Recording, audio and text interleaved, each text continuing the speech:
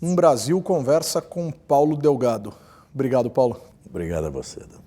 A satisfação, e acho que a gente tem um primeiro instante aqui de uma reflexão. Eu vou tomar por base uma palestra proferida recentemente pelo senhor aqui na FEComércio, em que se fala sobre o fato de que a punição fiscal e tributária nos Estados Unidos é o que garantiria a ideia de igualdade perante a lei e não o fato de existirem cadeias e prisões para todos. O bolso é o órgão mais frágil do ser humano, não? Nesse caso né? Os Estados Unidos tem uma estatística também de prisões muito elevada, é uma das mais elevadas do mundo, de restrição à liberdade individual e condenação. Mas no caso do crime fiscal e tributário, no caso do crime econômico, os Estados Unidos prefere a punição econômica. E o Brasil prefere a restrição da liberdade. Eu acho que uma pessoa que se apropria de recursos públicos, se ela voltasse a ser pobre, talvez ela ficasse com mais sensação de ter sido punida do que se ela ficasse presa. Mesmo porque a gente poderia imaginar que o Brasil prende, mas perdoa muito rapidamente, e ao fazer o depósito, improvavelmente o Estado devolveria o dinheiro. Dá para pensar por esse lado também, não? Eu acho também porque a corrupção ela é azeitada, porque a corrupção é uma liquidez imediata. O dinheiro da corrupção volta para o sistema econômico. E ele não está carimbado como propina. Então você tem que recolher esse dinheiro pelo tributo, punindo a pessoa que desviou o recurso. E punindo, fazendo ela voltar à situação econômica anterior dela. Porque senão isso é um contrassenso em relação às pessoas cuja prosperidade vem do trabalho e, no caso do Brasil, o fato de que muitas pessoas, pelo trabalho, nunca atingem a prosperidade. Então é preciso de punir a pessoa que faz o desvio delinquencial e quer chegar na prosperidade pela apropriação do recurso público. Não é? Então eu acho que lá no Congresso, por exemplo, eu acho que nós, o deputado federal, o senador brasileiro, não devia estar preocupado em fazer lei para transformar uma pessoa numa pessoa honesta. Ele tem que fazer lei para que uma pessoa, se eleita desonesta, não consiga ser ladrão. Não é? A lei não visa transformar uma pessoa de comportamento delinquencial num comportamento socialmente relevante. A lei diz que há limites para o comportamento delinquencial e há interdições ao comportamento delinquencial. Perfeito. Então, essa discussão moralista sobre o comportamento de um delinquente, seja um delinquente de colarinho branco, seja um delinquente comum, da marginalidade social brasileira, essa discussão não pode ter esse caráter moralista. A lei não pode ter esse caráter, embora ela tenha um objetivo moral. Ela tem um alcance ético relevante, porque ela pune as pessoas que se desviam de condutas sociais aceitas. Mas ela tem que ser rígida nesse sentido, ela tem que ser muito clara, tem que ser cartesiana, ela tem que ser compreensível. Só a lei, nesse sentido, seria capaz de resolver isso de uma ou de outra forma? Vamos aproveitar aqui uma conversa entre sociólogos, né? Quer dizer, vamos retroagir aí na história, pelo menos em algumas interpretações. De acordo com Sérgio Buarque, o brasileiro seria aventureiro, teria herdado isso dos ibéricos. Pela lógica weberiana, os países protestantes teriam, pelo menos no seu cerne, na sua lógica ética, o trabalho como forma de louvar a Deus. Origens diferentes poderiam ser condicionadas a um mesmo objetivo apenas pela lei, ou a gente teria que construir valores? Não, eu acho que você tem a história da sociedade. Quer dizer, o Brasil, a abundância faz o Brasil ser folgado. Eu não sei se hoje o Raiz do Brasil, do Sérgio, que é uma das obras, é um marco da historiografia e da sociologia brasileira, mas dos anos 30, eu acho que essa análise culturalista que ele fez, muito parecida com a do Faoro também, dos donos do poder, que o Brasil tem uma cultura de preguiça, que o Brasil tem uma cultura de jeitinho, que o Brasil tem uma cultura de informalidade. Eu acho que não, acho que o Brasil tem uma cultura de abundância, de facilidade. Essa ideia de que aqui se plantando tudo dá é verdade. Não tem país do mundo que tenha o calendário solar que o Brasil tem. Não tem país do mundo que tenha a quantidade de água doce que o Brasil tem. Agora, por que uma seca no Nordeste não é abastecida pelo Rio Amazonas? Aí não é um problema do jeitinho, é de falta de jeitinho. É que a política brasileira não quer pegar a água e fazer aqueduto para as áreas secas. Eu acho que o Nordeste é pobre, a área pobre do Nordeste não é pobre porque é seca, é pobre porque é governista. Se o nordestino não fosse governista, eu tenho certeza que o Nordeste seria mais próspero. São Paulo sempre foi oposicionista, São Paulo é mais próspero. E não que ser oposicionista seja uma virtude, mas no sentido de que se você observa o Estado e o comportamento da autoridade trapaceira, por exemplo, como um comportamento que tem que ser condenado e que não pode ser aceita, você ajuda a autoridade a não ser trapaceira.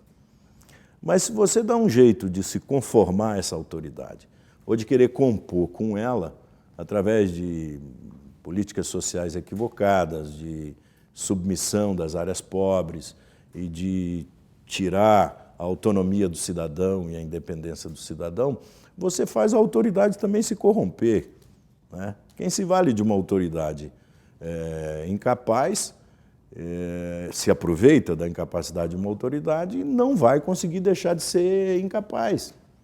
Esse é um problema brasileiro, é um círculo vicioso da injustiça brasileira. Vou me apegar nessa questão da oposição, quer dizer, não ser oposição. O Brasil, de acordo com essa palestra que eu citei agora há pouco, que o senhor proferiu, precisaria de promessas, mas de promessas que sejam cumpridas, de promessas que se cumpram, que se realizem. O PT, em 2003, chega ao poder como uma grande promessa e, indiscutivelmente, em uma série de aspectos, esse governo realizou e realizou por um bom tempo. O que deu errado? Onde não funcionou? Onde que a banda desafinou? Quer dizer, onde parece que a música começou a tocar de uma forma equivocada? Se é que ela tocou de uma forma equivocada. Essa ideia da promessa eu vi numa eleição mexicana. Uma faixa de uma eleição municipal mexicana, onde estava escrito: chega de fatos, queremos promessas. Fantástico. Ou seja, se você observar a política brasileira, ela é inundada de fatos. Todo dia tem um fato novo. Tem até inauguração todo dia, às vezes de coisas que não existem. Mas a concepção do realismo da promessa, por que o cristianismo é uma concepção religiosa forte? Porque há uma concepção simbólica de promessa nele. Se eu me comportar desse jeito, eu terei esse sucesso. Esse componente simbólico é um elemento essencial da política e ele desapareceu do Brasil.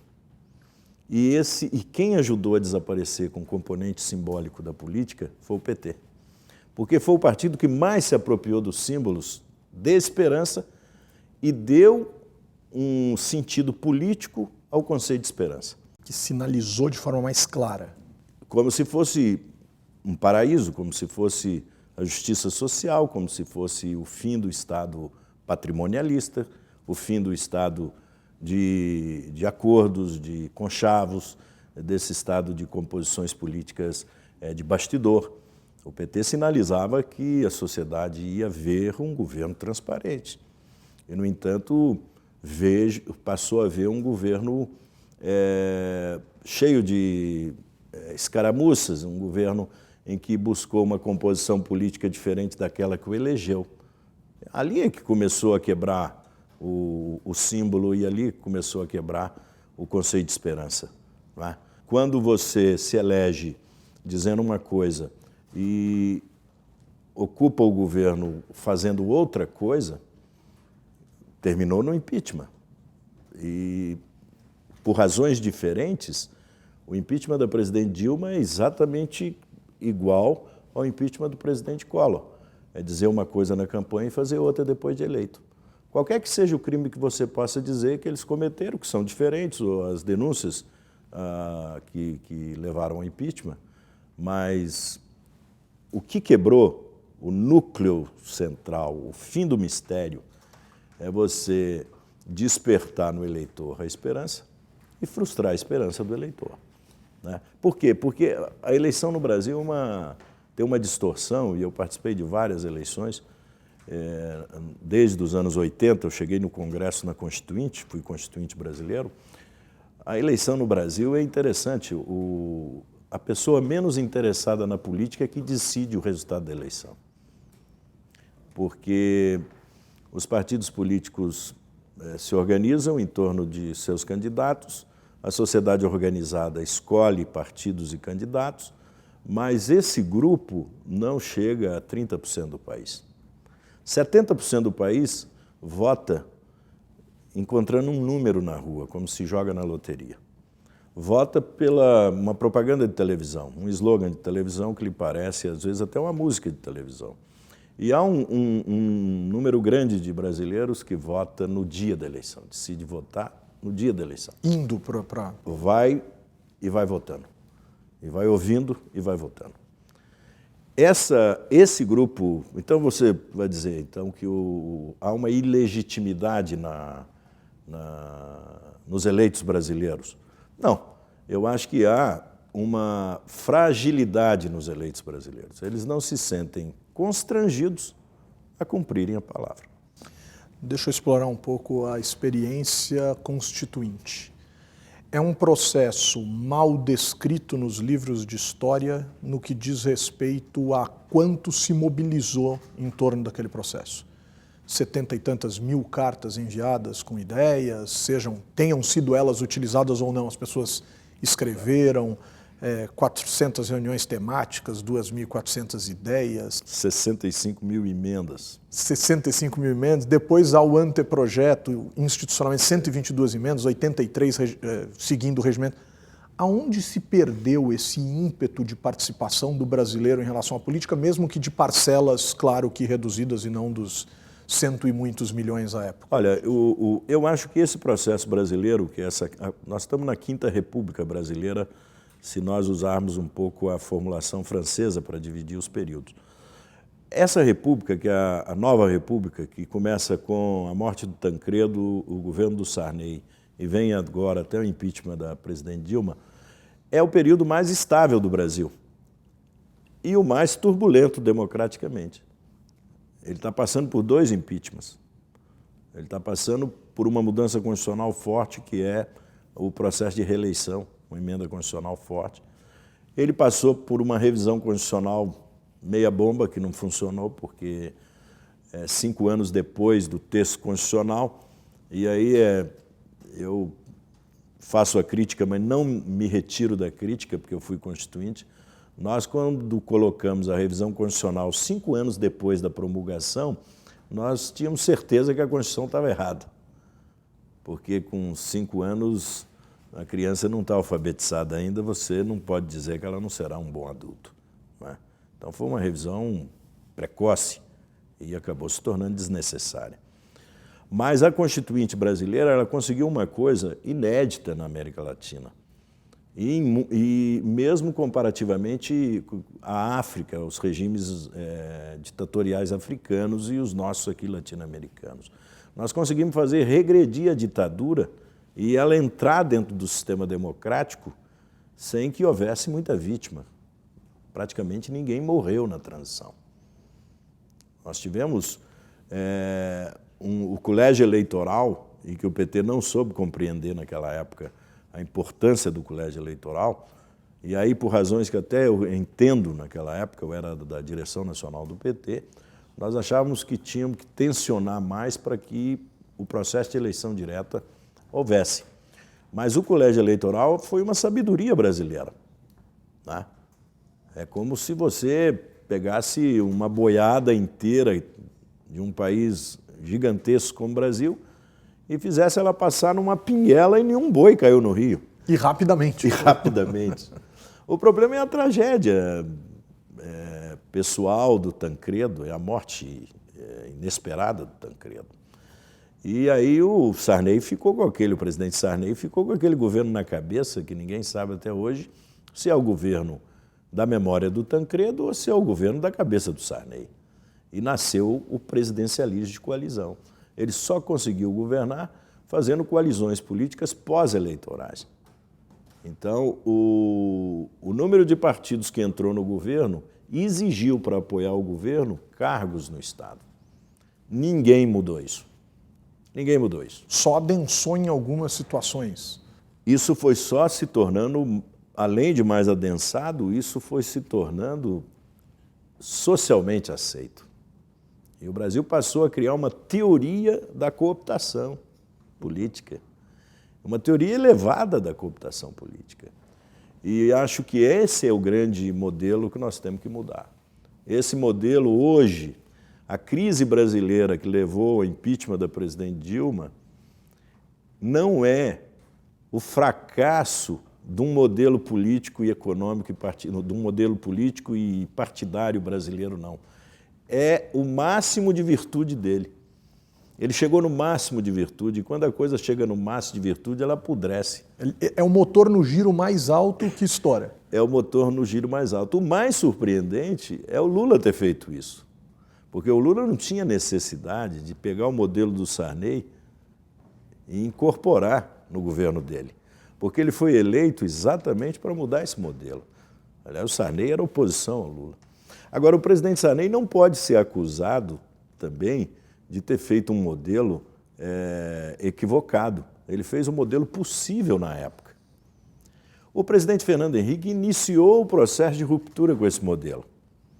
Rompeu com alguns partidos de centro, com alguns partidos de centro-direita, e foi montando um governo social-democrata de centro-esquerda. Ali que tinha que estar o PT, nesse modelo de centro-esquerda. Porque as correntes políticas brasileiras, e o período do PT criou um artifício nas correntes políticas, as correntes políticas brasileiras relevantes não são mais que 6 ou 7. Não são mais que 6 ou 7. O Brasil não tem extrema-direita. E o Brasil não tem extrema-esquerda. Ou se tem uma baixa representatividade que não impactaria de forma expressiva num governo, por exemplo. Extrema-direita e extrema-esquerda em parlamento não são extremos. Perfeito. Se aceita auxílio moradia, vale transporte e sem funcionários, isso não é esquerda nem direita. Isso são partidos cooptados dentro do Estado. Então não há um partido de extrema-esquerda. O partido de extrema-esquerda estaria fora do Congresso. O partido de extrema-direita estaria fora do Congresso. E felizmente não estão. Essa é a sabedoria brasileira. Nós dissolvemos a polarização política, mas não precisávamos de criar 40 partidos. E nem cobrar um preço tão alto por esta aceitação. Exatamente, e pagar. Porque o sistema político brasileiro é o cidadão que não sabe que paga o sistema político através do fundo partidário. Então, eu tenho uma imagem que uso assim, quando vou falar das dificuldades de entender o sistema político brasileiro, é que se você tiver uma cozinheira que vai fazer um almoço, e se ela tiver 40 pratos para fazer, ela não tem almoço naquele dia. O Brasil não tem mais que 6 ou 7 fórmulas para governar o Brasil. E mesmo assim, eu acho que no sistema econômico, por exemplo, são 2 ou 3. Porque nós nem temos o liberalismo puro, e é bom que não tenhamos, nem temos o socialismo puro, o comunismo puro, que é bom que não tenhamos. Porque todos os dois fracassaram no mundo.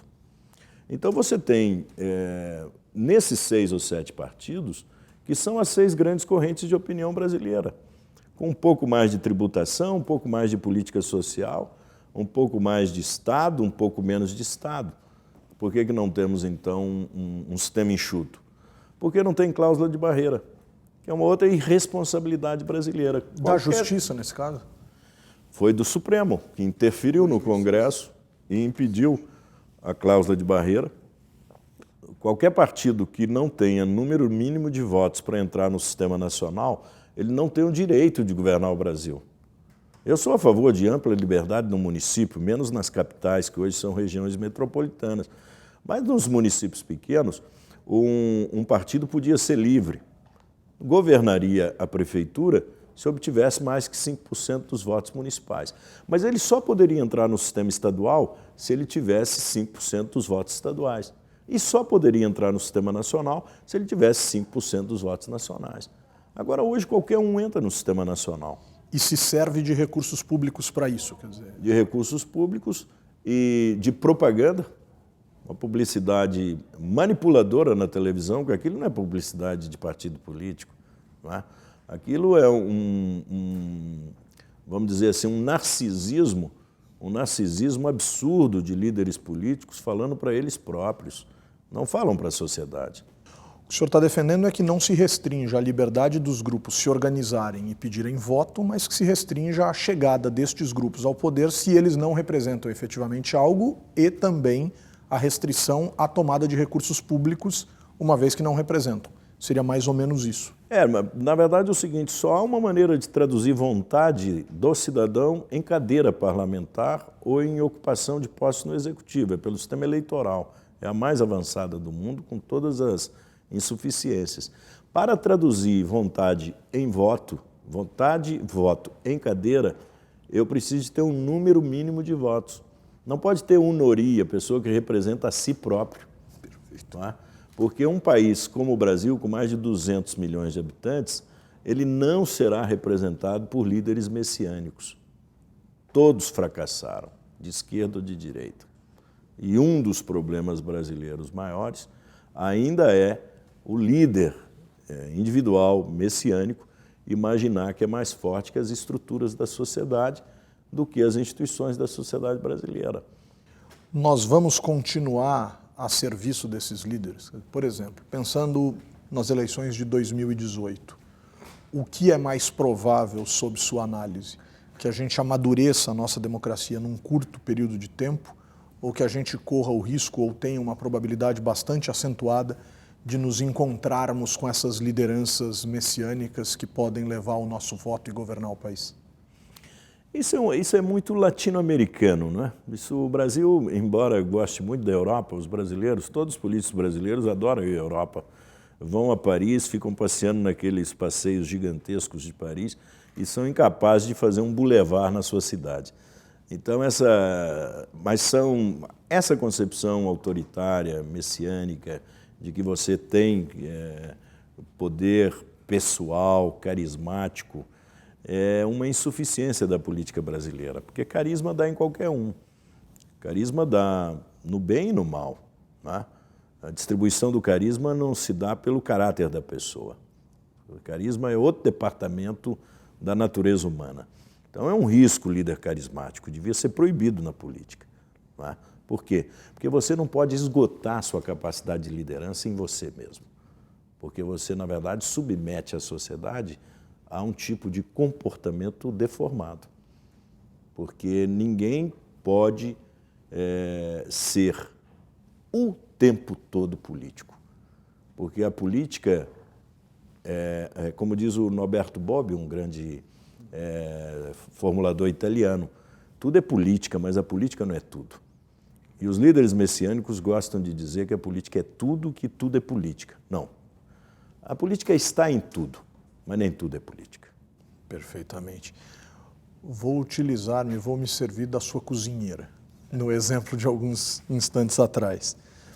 O Brasil se acostumou a fazer análise política num fogão de duas bocas, alimentado por um botijão de gás. Estou chamando de botijão de gás os partidos políticos e as duas bocas estou chamando aqui de o legislativo e o executivo. De 2013 para cá, parece que a gente comprou um fogão mais complexo e adicionamos nas nossas análises políticas a justiça e algumas parcelas mais adensadas e bem organizadas da sociedade. Em relação à justiça, a essa boca, o que eu estou chamando aqui de uma terceira boca do nosso fogão, essa justiça, Paulo, da onde vem esse protagonismo? E esse protagonismo, ele é um protagonismo tardio em relação ao amadurecimento das instituições democráticas ou parece atender a algo que a gente ainda não entendeu muito bem o que é? Eu acho que é uma exigência brasileira por clareza. A sociedade tende a procurar claridade quando a escuridão prospera muito. Ou seja, o mal gosta mais da confusão, né? O bem gosta mais da claridade. Então, esse é um fenômeno mais ou menos espiritual que o Brasil está passando. Esgotamento das formas obscuras de prosperidade. As pessoas não gostam dessa quantidade de grade que tem no Brasil. Qualquer estrangeiro que chega aqui, qualquer brasileiro que mora no interior, chega no Rio de Janeiro, vê que o Rio de Janeiro é uma cidade sitiada. As pessoas fizeram o PPP nas áreas pobres e aumentaram as grades nas áreas ricas. Então, isso não tem como, tem que tirar. Se vai pacificar o pobre, tem que pacificar o rico. Então, você tem que ter, não se pode morar em residência no Brasil, não se pode morar em casa no Brasil. Um pai e uma família não tem segurança se um filho sai de noite. Ele acha que o celular virou uma babá eletrônica de um filho, mas tem filhos sendo rastreados. Os pais rastreiam os filhos, porque o Brasil é um país em que a segurança fracassou. E quando fracassa a segurança, fracassa o respeito ao corpo, porque ela atinge o corpo. E quem não tem proteção para o corpo, não tem para a alma. Se eu posso violar o seu corpo, eu atinjo a sua alma. E um dos fatores disso é a apropriação indevida de recursos públicos. É a riqueza de pessoas que não explicam sua riqueza. Isso produziu dois fenômenos. Primeiro, a ideia da tributação excessiva. Como há muito desaparecimento de recurso público, você imagina que tem que retirar das pessoas que trabalham mais recursos. Então, há um viés fiscal e arrecadador no Brasil que protege a corrupção. Quanto mais você aumentar a tributação, mais você aumentará a corrupção. E aí aparece um juiz de primeira instância, num estado do sul do Brasil, que todo mundo gosta. O Paraná é um estado equilibrado, não é muito pobre, não é muito rico. O Paraná, Curitiba é uma cidade modelo brasileira há muitos anos. Aparece um juiz de primeira instância e assusta o Supremo e assusta os tribunais superiores, porque pergunta à autoridade de onde vem o seu dinheiro. E a autoridade não sabe responder.